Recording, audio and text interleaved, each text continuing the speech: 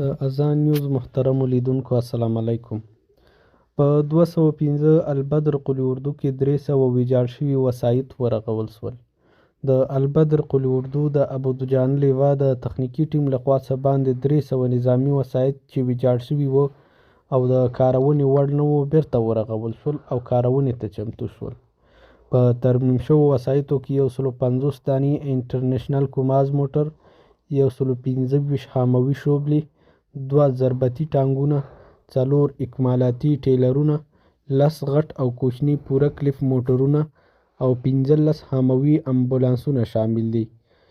د یادونې وړ ده چې د ملي دفاع وزارت د انجنیري او تخنیکي ټیمو تر هلو ځلو سلګونه نور وسایط هم بیرته د فعالېدو په موخه تر کار لاندې نیول شوي دي.